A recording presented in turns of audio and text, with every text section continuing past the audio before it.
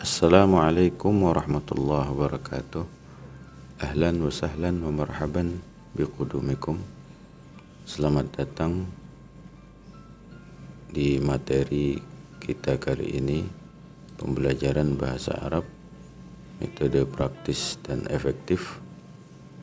Materi yang akan kita bahas untuk pembelajaran bahasa Arab kali ini adalah tentang al-adad wal ma'dud, yakni tentang bilangan, cara menyebutkan angka-angka dan menyebutkan kata yang akan dihitung, bagaimana caranya di dalam penggunaannya dalam bahasa Arab. Sudah menjadi maklum bahwasanya al-adad itu adalah bilangan 1, 2, 3, penyebutan bahasa Arabnya itu seperti apa. Kemudian al-ma'dud itu adalah yang dihitung, 1 buku, maka buku disebut ma'dud, 1 disebut adad, 2 buku, 2 disebut adad, buku disebut ma'dud, dan seterusnya. Di dalam pembahasan al-adad dan ma'dud ini ada beberapa kriteria atau kelompok materi yang akan kita pelajari pada tutorial kali ini. Yang pertama adalah penggunaan bilangan 1 dan 2. Apabila sebuah kata yang berjumlah 1 atau 2, bagaimana cara penggunaannya nanti akan kita pelajari. Kemudian yang kedua adalah penggunaan adad atau bilangan 3, 4, 5 sampai 10. Cara menyebutkan adad dan ma'dud 1 dan 2, 3 sampai 10. Untuk di atas 10 insyaallah akan kita pelajari pada penjelasan tayangan berikutnya. Baiklah, kita memasuki adad dan ma'dud untuk kata atau untuk bilangan 1 dan 2. Di dalam adad 1 dan 2 tentunya memiliki syarat-syarat yang harus diperhatikan. Yang pertama adalah bilangannya, dalam hal ini angka 1 dan 2, itu disebutkan setelah kata yang dihitung. Angka 1 dan 2 itu diletakkan di belakang dari yang akan dihitung. Jika yang akan kita dihitung misalnya kata pena, maka angka 1 dan 2 disebutkan setelah pena. Pena 1, buku 1, anak 1, dan seperti itu. Di dalam susunan bahasa Arab, angka 1 dan 2 disebutkan setelah yang akan dihitung, setelah kata yang akan dihitung. Syarat yang kedua, bilangannya dalam hal ini angka 1 dan 2 harus mengikuti kata yang akan dihitung. Kalau tadi dicontohkan pulpen, pena, atau anak, atau buku, maka angka 1 dan 2 harus mengikuti bentuk dari pena, pulpen, kitab, atau anak, atau yang lainnya, harus mengikuti kata-kata tersebut.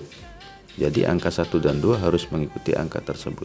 Dalam hal apa dia mengikuti? Angka 1 dan 2 ini harus mengikuti dalam hal yang pertama, mudzakarnya, bentuk laki-lakinya. Dan yang kedua adalah dalam muannasnya, bentuk perempuannya.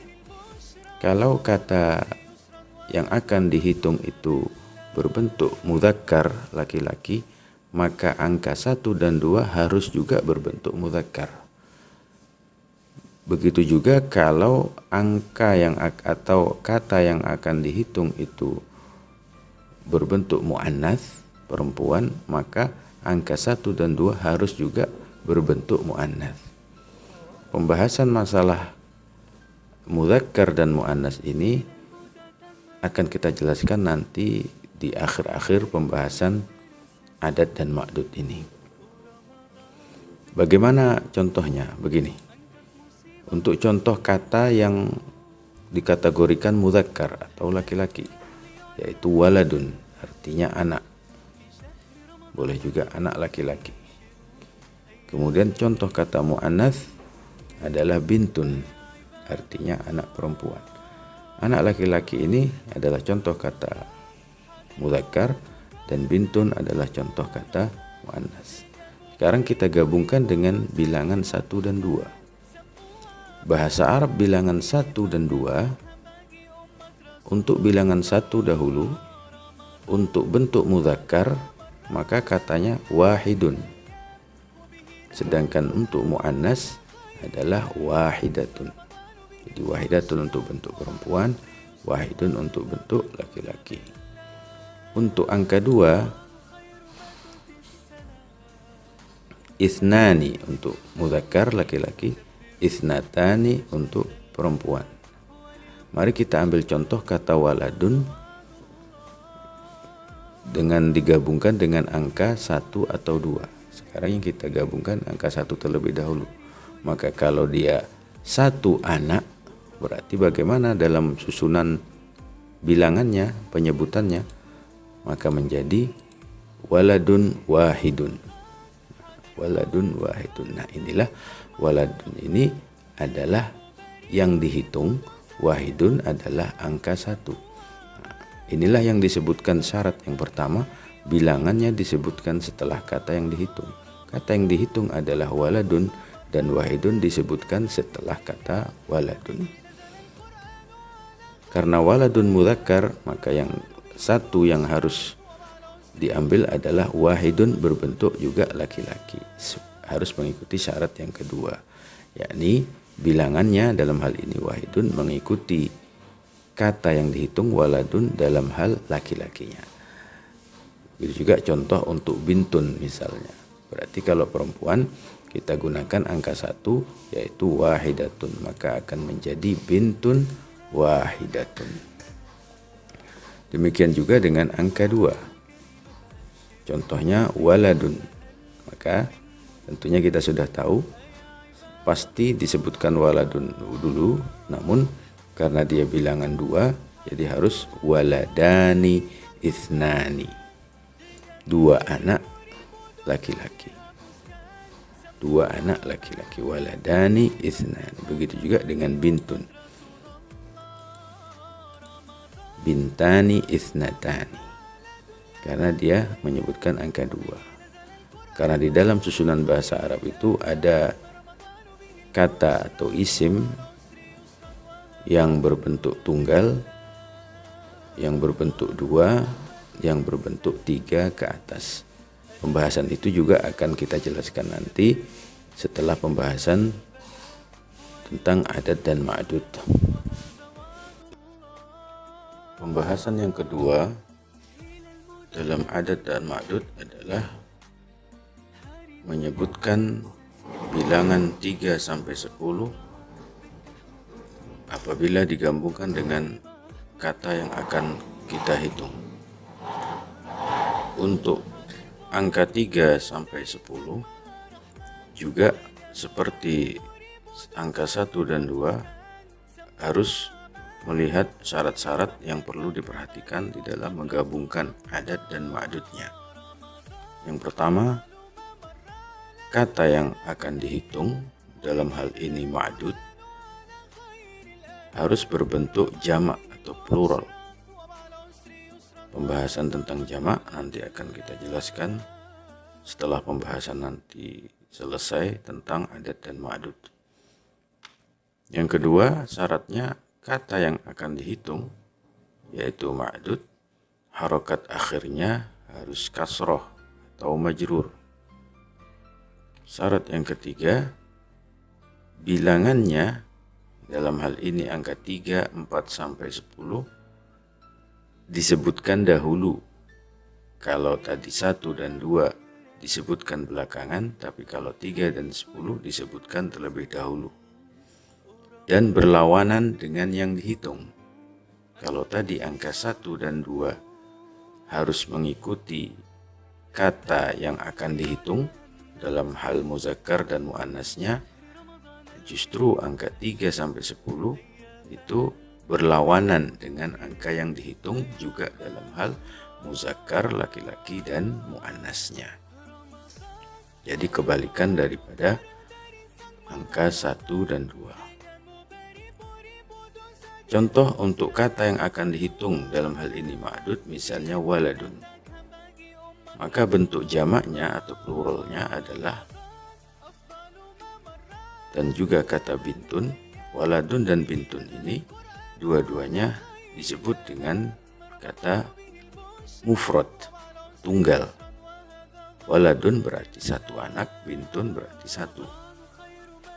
Karena kita akan menggunakan bilangan 3 sampai 10, maka kita harus tahu terlebih dahulu apa bentuk jamak atau plural daripada waladun dan bintun ini. Bentuk waladun pluralnya adalah atau jamaknya adalah auladun. Sedangkan bintun bentuk jamaknya adalah banatun. Aulad dan banat inilah disebut dengan jamak atau plural.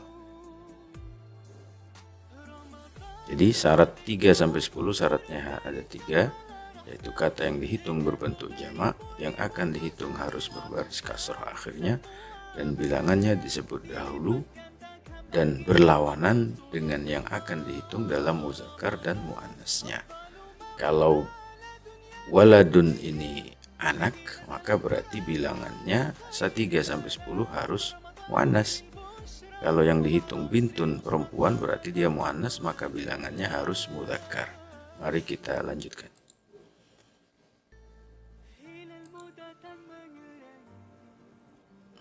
Bagaimana yang dimaksud dengan kata yang dihitung itu harokat akhirnya itu harus kasroh?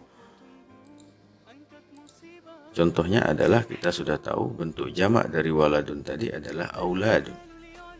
Maka kalau kita ngambil contoh 3 anak laki-laki, 3 anak misalnya, maka seperti apa contohnya?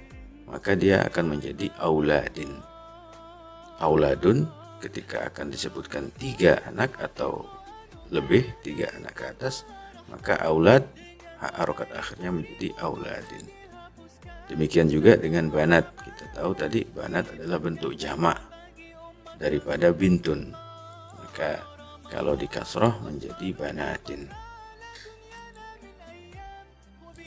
Nah, untuk yang ketiga syaratnya adalah bilangannya disebut dahulu dan berlawanan dengan yang dihitung dalam mudzakkar dan muannas, seperti kata aulad. Tadi sudah kita tahu aulad adalah bentuk jamak dari waladun. Kita akan mengambil contoh 3 anak, maka bentuknya menjadi thalathatu auladin, 3 anak. Thalathatu auladin, salah satu ini adalah bilangan yang disebutkan terlebih dahulu, beda sama angka 1 dan 2 disebutkan di belakangnya. Tapi kalau 3 sampai 10 disebutkan di depan, thalathatu tidak pakai tanwin ya. Nah, di sini ada tak marbutah yang menunjukkan bentuk muannas, bentuk perempuan. Karena yang disebutkan adalah laki-laki, yang kata tunggalnya adalah waladun menunjukkan kata laki-laki, maka bilangan 3-nya ini harus pakai muannas, perempuan, thalathatu. Tanda perempuannya ini adalah tak marbutah. Nah, auladnya seperti syarat yang kedua ini, harokat akhirnya harus kasroh sehingga menjadi thalathatu auladin. Demikian juga dengan banat, maka banat akan menjadi thalathu. Nah, thalathu ini menunjukkan laki-laki karena tidak ada tak marbutah. Kenapa tidak ada tak marbutah? Iya, karena yang akan disebutkan adalah perempuan. Sebab syarat 3 sampai 10 harus berlawanan. Thalathu banatin. Nah, banatin adalah bentuk perempuan. Selanjutnya, pembahasan tambahan sebagaimana yang sudah diberitahukan sebelumnya, pada kali ini kita akan melihat bagaimana pembagian kata isim menurut jenis kelamin. Sudah kalian ketahui sebelumnya bahwa isim itu adalah kata yang menunjukkan arti benda, sifat yang digunakan dalam bahasa Arab. Pembagian isim menurut jenis kelamin, sebagaimana penjelasan adat dan ma'dud sebelumnya, itu adalah ada yang mudzakkar dan ada yang muannas. Kedua-duanya ini mempunyai ciri khas masing-masing yang harus kita ketahui ciri khas tersebut sehingga kita dapat membedakan mana kata yang laki-laki atau mudzakkar dan mana yang kata perempuan atau muannas. Ciri-ciri kata yang disebut atau isim yang disebut dengan mudzakkar atau laki-laki yang pertama adalah orang laki-laki. Memang orangnya benar-benar laki-laki. Maka syarat pertama ini adalah syarat dari mudzakkar. Contohnya seperti kata waladun, menunjukkan laki-laki yang berarti anak. Kemudian rojulun, yang artinya seorang laki-laki. Memang dia laki-laki, berarti dia mudzakkar. Yang kedua abun, artinya ayah. Nah, ayah jelas laki-laki, maka dia dikatakan mudzakkar. Kemudian tilmidun, talibun, pelajar, laki-laki. Syarat yang kedua adalah tidak diakhiri dengan tak marbutah. Nah, seperti ini bentuk tak marbutah di akhirnya. Kalau ketika sendiri taknya bulat, ada titik dua. Kalau dia bersambung, ada seperti huruf ha akhirnya, seperti kata Allah, tapi ada titik dua di atasnya. Ini namanya tak marbutah. Jadi kalau ada kata tidak diakhiri dengan tak marbutah, maka bisa dikategorikan dengan laki-laki. Jadi hanya dua syaratnya saja. Seperti kata wahidun, tadi sudah kita ketahui wahidun adalah bentuk mudzakkar atau laki-laki. Kemudian ithnani, bentuk mudzakkar. Thalathun, bentuk mudzakkar. Qalamun, qalamun ini artinya adalah pulpen, tidak diakhiri dengan tak marbutah, maka berarti dia dikategorikan bentuk mudzakkar. Demikian juga dengan kitabun. Untuk muannas, syarat yang pertama, ciri-ciri muannas atau perempuan adalah orang perempuan. Sama seperti mudzakkar tadi, orang laki-laki. Kalau muannas memang dia orang perempuan. Seperti kata bintun, anak perempuan, imra'atun, seorang perempuan artinya. Kemudian ummun, seorang ibu, tilmidatun dan talibatun, artinya pelajar perempuan. Syarat yang kedua adalah diakhiri dengan tak marbutah. Diakhiri dengan tak marbutah. Nah, seperti contoh sebelumnya, orang perempuan ini taknya ada akhirnya tak marbutah, tilmidatun, talibatun bisa juga dikategorikan sebagai muannas karena ada tak marbutahnya. Contoh yang diakhiri dengan tak marbutah, wahidatun, tadi mudzakarnya wahidun ditambah tak marbutah belakangnya menjadi muannas. Yang kedua thalathatun, yang ketiga madrasatun, dan yang keempat adalah saburatun. Ini contoh-contoh muannas yang diakhiri dengan tak marbutah. Nah, inilah bentuk mudzakkar angka 3 sampai 10. Thalathun, arba'un, khamsun, sittun, sab'un, thamani, tis'u dan asyrun. Tis'un dan asyar. Muannasnya tinggal ditambah tak marbutah saja. Thalathatun, arba'atun, khamsatun, sittatun, sab'atun, thamaniyatun, tis'atun dan asyarah. Kalian sudah tahu artinya 3, 4, 5, 6, 7, 8, 9 dan 10. Selanjutnya adalah pembagian isim atau kata benda atau sifat menurut jumlahnya. Karena ada perbedaan antara isim atau kata 1, 2, dan 3 sebagaimana yang sudah dibahas sedikit pada pembahasan tentang adat dan ma'dud. Pembagian isim menurut jumlah ada 3. Yang pertama disebut mufrad atau 1. Pengertiannya adalah mufrad adalah yang menunjukkan bilangan 1. Seperti waladun, qalamun, rojulun, kitabun, bintun. Nah, ini semuanya menunjukkan arti 1. Yang kedua mutsanna, yang menunjukkan arti 2, yang menunjukkan bilangan 2. Tapi dengan syarat harus menambah alif dan nun atau ya dan nun di akhirnya. Jika kata mufrad tadi waladun, kalau akan dibuat arti 2 maka ditambah alif dan nun di belakangnya menjadi waladani. Qalamun menjadi qalamani atau qalamaini. Rojulun menjadi rojulani atau rojulaini. Kitabun menjadi kitabani atau kitabaini. Bintun menjadi bintani atau bintaini. Yang ketiga adalah jamak, plural. Untuk jamak dalam bahasa Arab, plural ini adalah 3 ke atas, bukan dari 2 ke atas, tapi dari 3 ke atas. Kalau 2 itu disebut mutsanna, kategori yang kedua. Nah, jamak ini yang menunjukkan bilangan 3 atau lebih. Dari contoh-contoh mufrad tadi, kalau ingin dibuat jamak maka harus kebanyakan bentuknya tidak beraturan. Seperti aulad, banyak anak, aklam, banyak pulpen, rijal, banyak laki-laki, kutubun, banyak buku-buku, banatun, anak-anak perempuan. Nah, inilah daftar contoh beberapa kata isim menurut jumlahnya. Kita lihat, kita perhatikan. Yang sebelah kanan ini adalah bentuk mufrad, bentuk 1. Yang nomor 2 ini adalah bentuk mutsanna, bentuk 2. Yang ketiga ini bentuk jamak. Ini artinya. Coba kita perhatikan. Talibun adalah bentuk mufrad, 1 pelajar. Dibuat 2 menjadi talibani atau talibaini, menambah alif dan nun atau ya dan nun. Untuk jamak, tulabun. Jamak ini biasanya harus dihafal karena bentuknya tidak sama. Jadi harus dihafal. Jamak artinya banyak pelajar, 3 ke atas. Zahrun artinya bunga.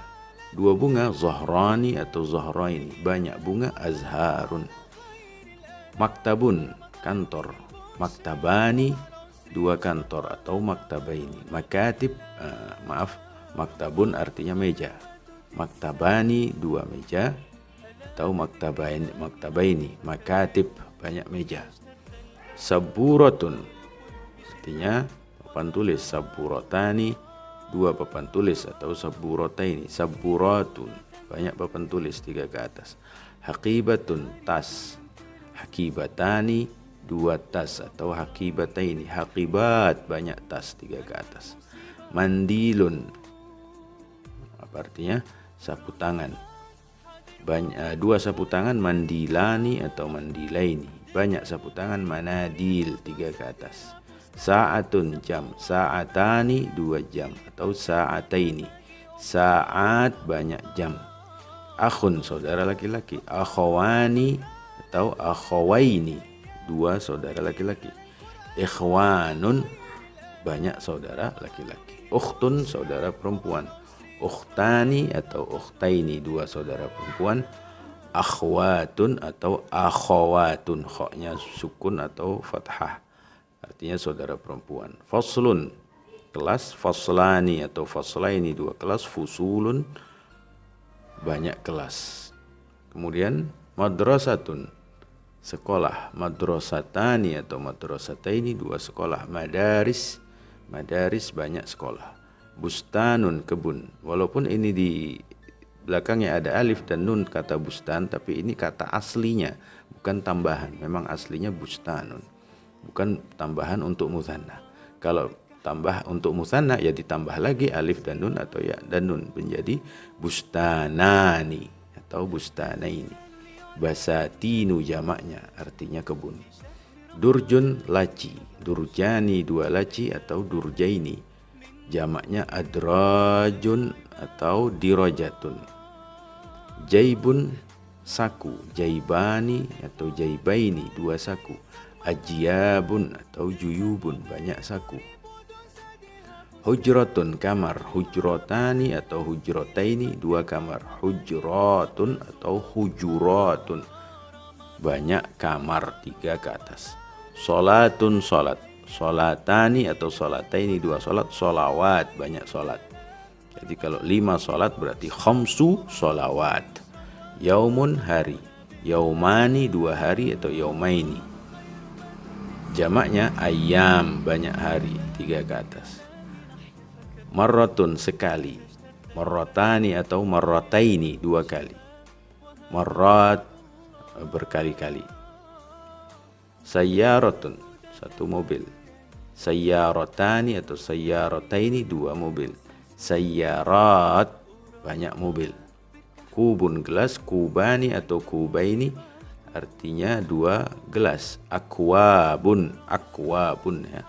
Akwabun, artinya banyak gelas, 3 ke atas. Maktabatun, perpustakaan. Maktabatani atau maktabataini, 2 perpustakaan. Maktabat, banyak perpustakaan. Nah, ini harus diperhatikan perbedaan antara kata maktabatun dengan kalimat sebelumnya, yaitu maktabun. Ini beda artinya. Kalau ada tambahan tak marbutah, maktabatun bisa berarti perpustakaan. Maka bentuk jamaknya, kalau makatib itu bentuk jamak dari meja, sedangkan maktabatun bentuk jamak dari perpustakaan. Demikian, mudah-mudahan bermanfaat. Wallahu alam bissawab. Subhanakallahumma wa bihamdika asyhadu an la ilaha illa anta astaghfiruka wa atubu ilaik. Wassalamualaikum warahmatullahi wabarakatuh.